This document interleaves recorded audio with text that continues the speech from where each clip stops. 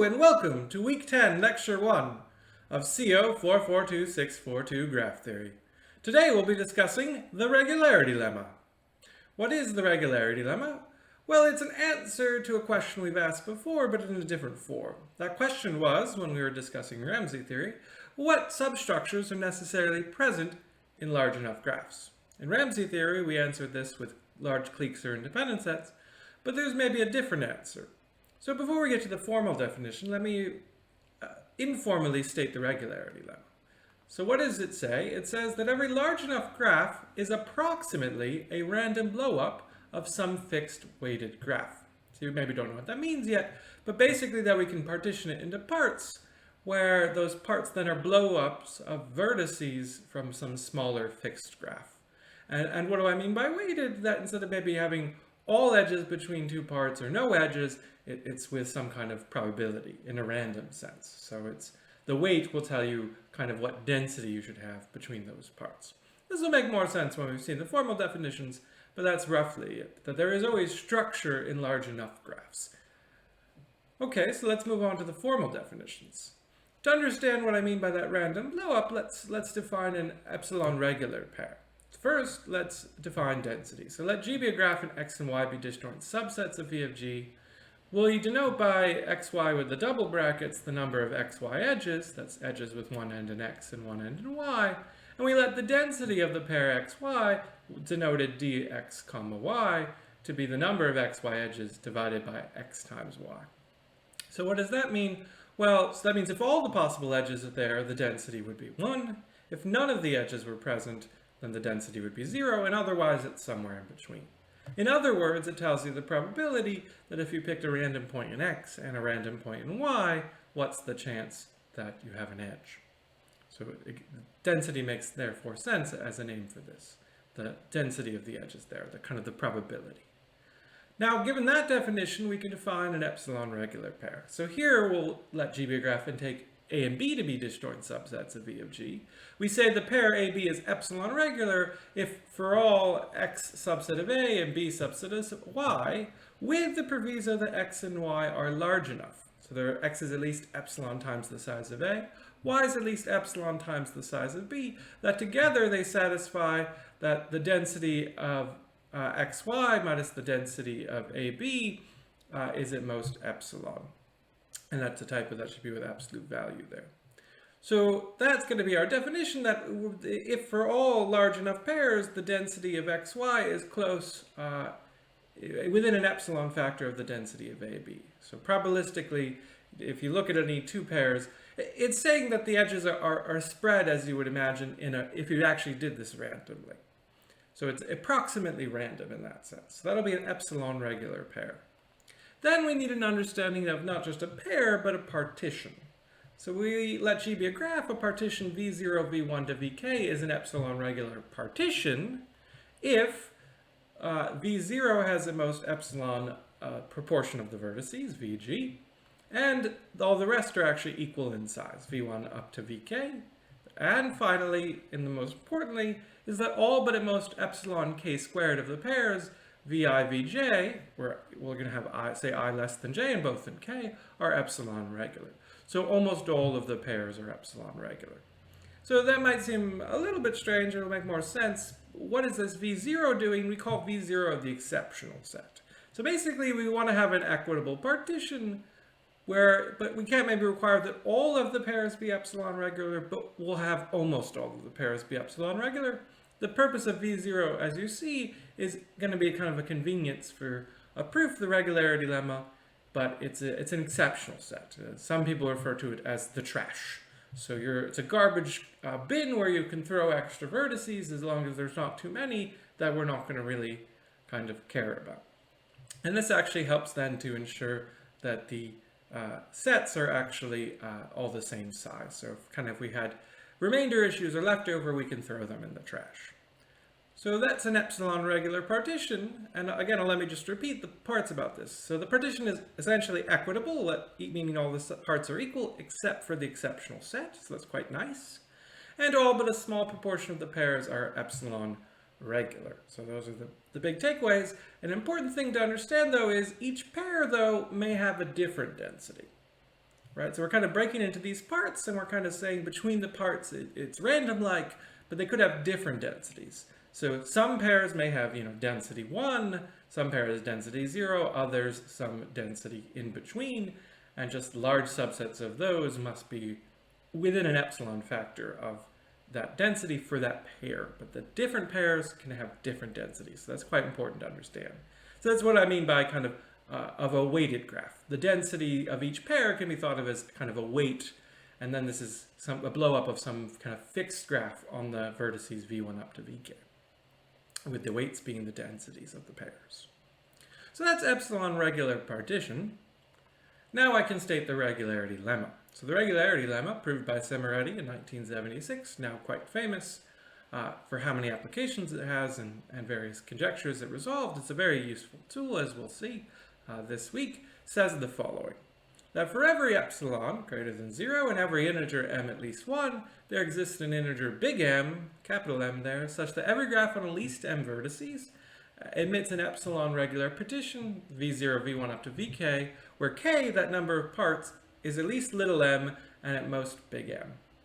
Okay, so that's what the regularity lemma says. So maybe let's internalize. What's the role of little m and big M and epsilon there? So epsilon, of course, for the epsilon regular partition part. Okay, so here's some notes. So why should you appreciate this as a theorem? Is it trivial or not? Well, one note is, if you just took v1 to be all the vertices in a graph, so if you just thought of it as the graph is just one big part, then this is an epsilon regular partition for every epsilon. There's no trash, there's no pairs to worry about, so this would just work. So in some sense, if we're looking to graphs of epsilon regular partitions, one answer is yes, just think of the graph as one big part, and then nothing's happening. So that's not very interesting. So therefore, maybe you can appreciate why you'd kind of want to lower bound the number of parts. Vice versa, if you instead took a graph and you viewed every vertex as its own parts, if the vertices were v1 up to vv of g, then you made big vi be just the set little vi, so singletons. This is also epsilon regular for every epsilon. Again, you'd have no trash, and if you just have an edge there or not, then there's kind of no randomness to deal with, right? Every large enough set, basically, you just take both singletons, either the edge is there or not. So there's no blowing up to do in that part. So if you actually take a partition with all the vertices, then that's also epsilon regular. So that's not very interesting, right? So you have these two extremes. If you zoom too far out and you view the graph as one big blob, then there's nothing happening. Then if you zoom too far in and view the graph on every single vertex as a part, again, there's nothing interesting happening there, and both are true. So the beauty of the regularity lemma is the both sides, is that we can find an epsilon regular partition with at least m parts. So we can force some amount of structure. We can say, you're not allowed to zoom too far out. You have to guarantee me that there's at least m parts. But given that, then you don't want to go too far and zoom too far in, and so the beauty is it has at least m parts, but at most capital M parts, where that capital M only depends on little m, how far, zoomed in you want to at least be, and epsilon, how random, what's the tolerance for the threshold there. So that's really the beauty, is it says, doesn't depend on the graph, it just depends on, the maximum number of parts just depends on the minimum there and the epsilon. And so given that, we can actually really view a graph as some random, blow up if you input these parameters. You tell me how fine a partition you want, the epsilon, you tell me a minimum number of parts, and I can give you that without some ridiculous maximum number. So something that only depends on your inputs and not the graph itself. So that's the regularity lemma. We'll talk about its applications, later this week, but let's, for the rest of the lecture, move on toward a proof of it. So here's an overview of a proof at a high level. Basically, we're going to do the following. We're going to define a potential function on the partitions of V of G. So that's maybe reminiscent of what we did with Moder's theorems and things. Somehow there's going to be some slick function that we're going to study. This function, maybe unlike the others, is going to be a quadratic measurement of the densities of the various pairs. So we're going to look at all these pairs as we're interested in their densities, it'll take some kind of quadratic measurement, quadratic average of those pairs. So kind of sum of squares, if you would. And then the key is that if a pair is not epsilon regular, then we can refine the partition further, increasing the density by a fixed constant. Or rather, not that just one pair, but rather if many pairs were not epsilon regular, we could indeed do this and increase it by some fixed constant. So you'll see how that will work. So, for example, for one pair, why do you believe it would go up at all? Is maybe just think about numbers, right? So Cauchy-Schwarz style. If there was an imbalance, right? If I could kind of split a pair somehow into two parts, right? If there was kind of subsets that were larger, it'd be like saying splitting an average of 2 and 2 into parts 1 and 3. And then if you take squares, you'd find that 1 squared plus 3 squared is actually greater than 2 squared plus 2 squared. So we could kind of increase our quadratic measurement by some fair amounts. More generally than if you had kind of a pair that if your density was d for the pair and you could kind of divide it into minus epsilon and so therefore kind of a plus epsilon, so then you would have, and again that's a typo, you'd have d minus epsilon squared and d plus epsilon, the square should be above, being at least 2d squared plus 2 epsilon squared, which is bigger than 2d squared by some constant. And so if we have actually enough pairs doing that, we'll be able to increase the whole thing by some fixed constant that doesn't depend on the pairs, by some function of epsilon. And the point of that is clearly potential belongs to 0, 1. As you'll see, we'll prove that in a second, but the idea being, it's again a probability or density, but here with squares, but that'll belong to 0, 1 still, and thus as we do this, the refinement will only happen a fixed number of times, and then we'll be done. And thus the final number of parts, and we'll also have to show this, will depend only on the starting number of parts m and epsilon. So we want at least m, but we'll kind of keep refining each time, and we'll terminate in a finite number of steps, and the parts will grow, but they'll grow in a way that will only depend on m and epsilon. Okay, so that's our basic overview. Again, you can read Diestel. For the formal proof, we'll be skipping some of the calculations, but we'll hit through the major parts. So maybe the first is, what is that quadratic measurement? Well, let G be a graph, and for disjoint sets A and B of G, we define QAB to be A size of A there times size of B over V of G squared times D of AB squared. So we take that density, that probability of an edge between them, and square it. So that's where the quadraticness comes in. But we're going to weight that by how big A and B are as a proportion of V of G, right? So A over V of G is the kind of proportional size of A, and B over V of G is the proportional size of B. Okay, given that, we can now extend this notion from sets to partitions. So if we had a partition of A, let's call that script A, and a partition of B, script B, we would take the Q of those partitions to be the sum over all the pairwise sets, A prime, B prime, of their Qs.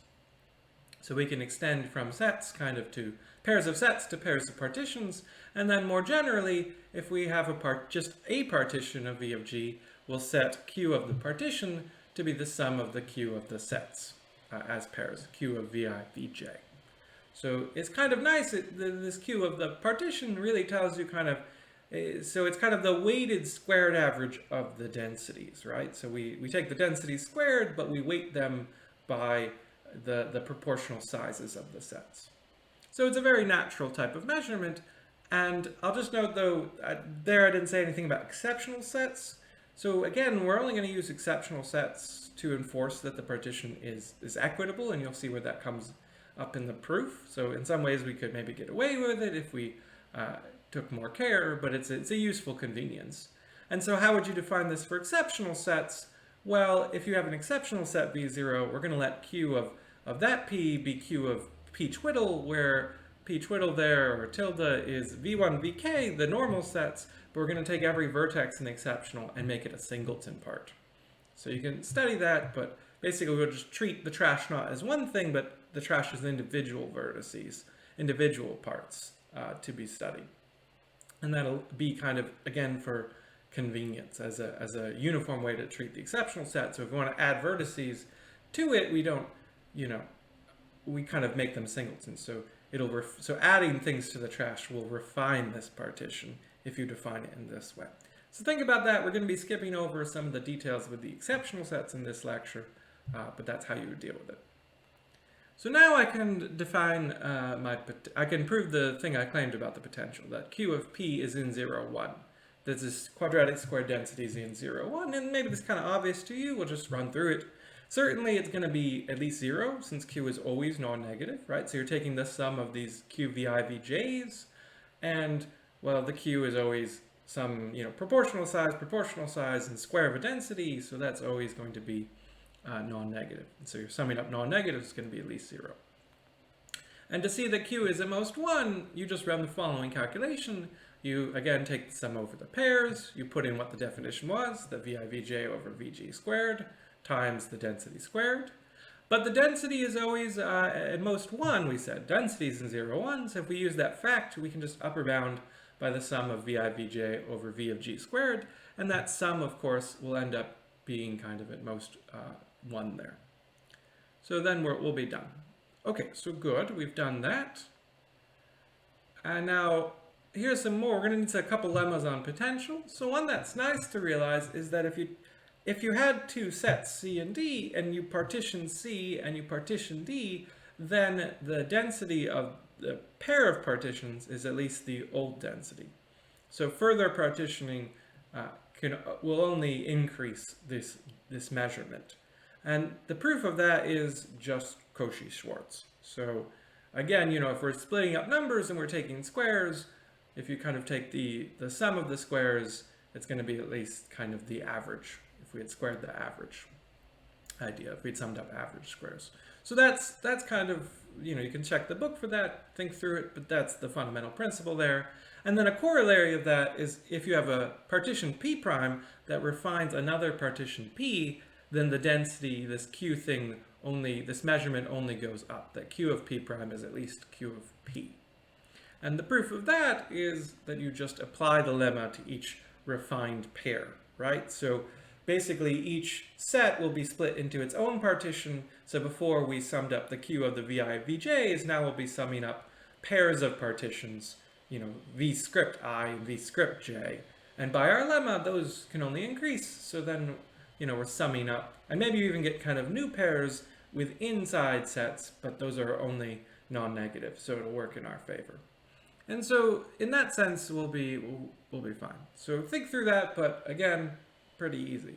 So important parts about this Q function is that pairs have partitions, at least the Q of the pairs, and if you refine partition, similarly, your Q can only increase.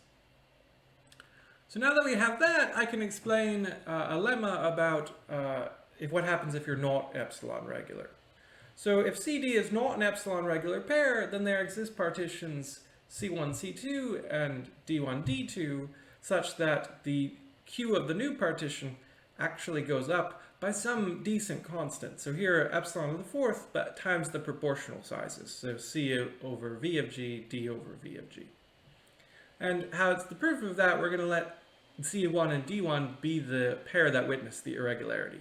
So that is, we'll let C1 have size at least epsilon C, D1 size epsilon D, and then the difference in the densities would have to be greater than epsilon in absolute value, because this would be a pair that witnesses irregularity. So again, this is just the thing I said before, that if you kind of actually, we're taking this quadratic average, if you actually had two large enough pairs that were larger in density, then you could actually show that then the new number is actually much larger. So for example, you could calculate, if you go through this with the numbers, but kind of the worst case is that C1 has size exactly epsilon C and D1 has size exactly epsilon D. And then if you divide out by the CD V of G squared everywhere, you'll find that this calculation is really saying something like, I'd have a D plus epsilon squared for the C1 CD pair, which would be proportionally weighted with epsilon squared. And if you calculate the rest would have on average a D minus epsilon cubed over 1 minus epsilon squared density. So by Cauchy-Schwarz, we could just kind of assume they're all average, actually, that's the worst case. And so we'd square that and we times it by the remaining 1 minus epsilon squared. And if you work out all those numbers, you'll see that you end up with D squared at least d squared plus epsilon to the fourth. And so then if you times back by CD over V of G squared, that's exactly what you get, where D, of course, is the density of the pair CD. So that's, you can look again at D still and go through that, but that's really roughly the idea.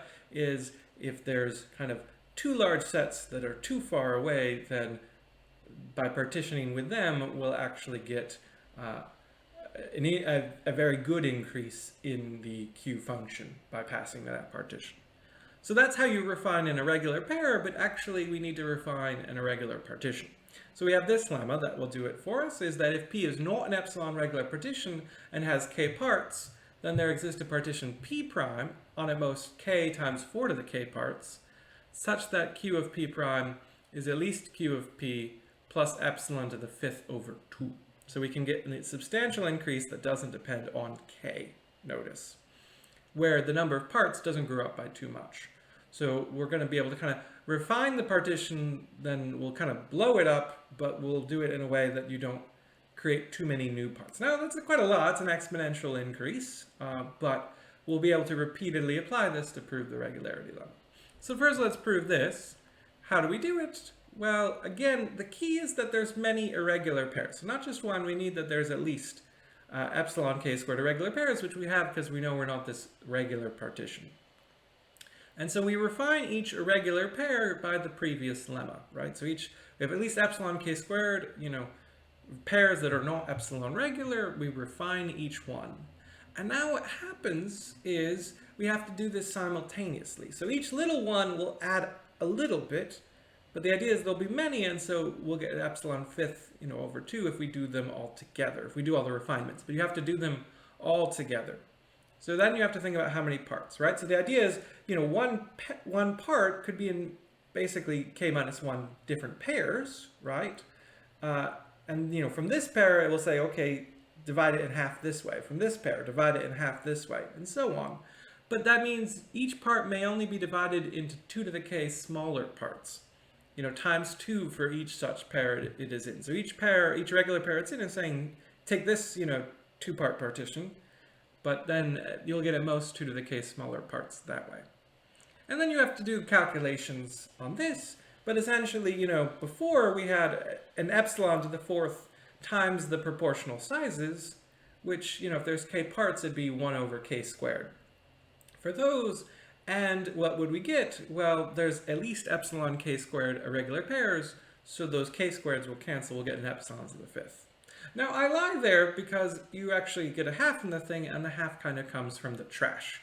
So if we had actually k parts, if we just had no trash, we'd be done, but actually have some trash, so the proportional size isn't 1 over k, it's more like at least 1 over, root 2k or something. That, you can assume the trash is small, so it's a little bit, unfortunately, a little bit smaller than 1 over k, so we have to give a little bigger room, and we get like a half, say, if we are being sloppy. So that's fine.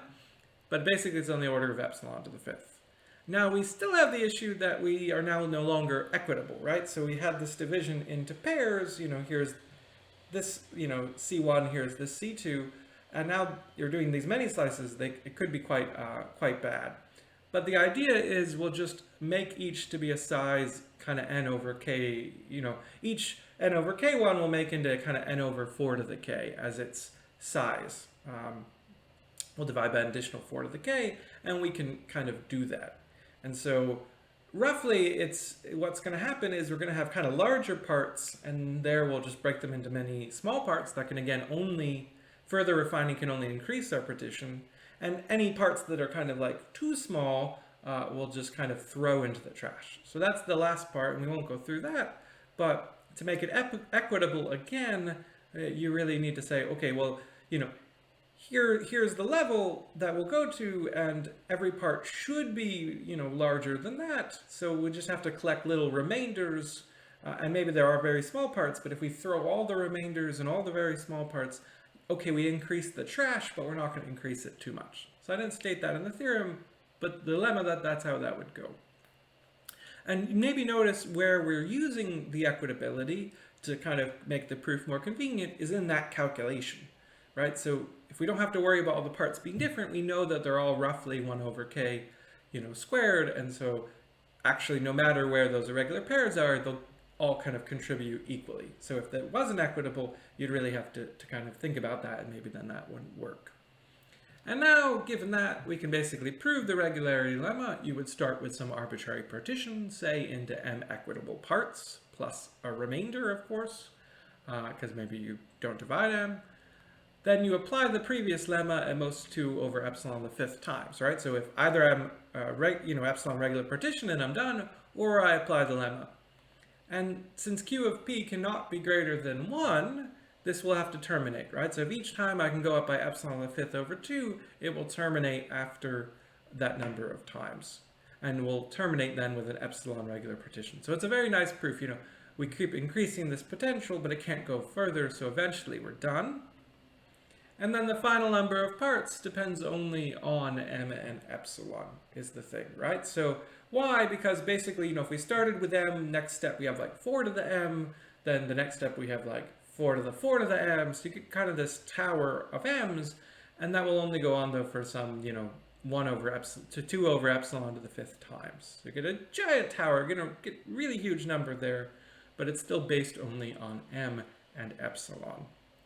So that's kind of the key there. And of course you have to worry about the trash, right? You have to worry, so we didn't kind of look into that, but the trash could also grow, as I mentioned, when you make them equitable. So you also have to track those numbers, but maybe if you make your number of starting parts even larger, you can really show that the trash won't end up getting larger than epsilon number of vertices as well.